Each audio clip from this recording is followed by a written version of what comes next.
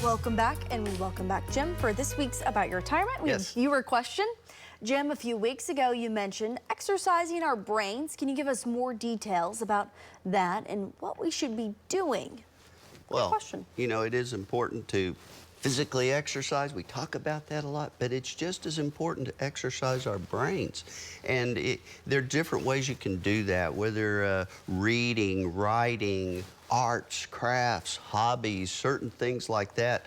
A lot of times, some of your physical exercises can combine that too. Like if you're a person that likes those morning walks, I see a lot of people walking, jogging, they have headsets on. I know they're listening to music, but instead of doing that, try challenging your brain and recite the songs yourself or sing the songs without the music, and to where you're challenging to think and utilize some brain activity while you're walking or jogging or whatever. So people aren't probably going to like that, but on the other hand, let's talk about the brain, because today I want us to think about nutrition and the critical role that it plays in our brain function.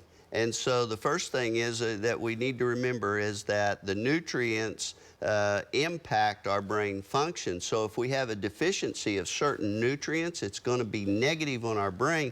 And we require a constant supply of nutrients, and they help us maintain the structural and functional integrity of our brain. So let's talk about some of those foods that help feed our brain. And one of them is fatty acids that are found in salmon and tuna. Those are very positive for our brains. And then the other part is the fruits and veggies, the colorful ones. They help us with the antioxidants that are found in these. They help protect my brain from oxidative stress and inflammation.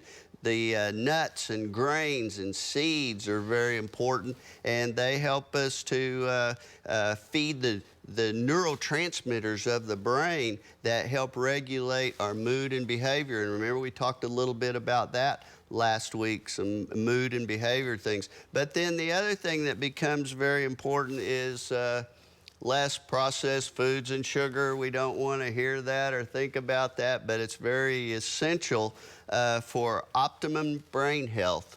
Cut that sugar back in those processed foods, Tevis. I'm going to try to do that. Jim's going to try to eat more fish this week. That's right. So we all have goals. Make a goal for yourself, and don't forget, you can get more retirement advice from Jim. Visit news9.com/retirement.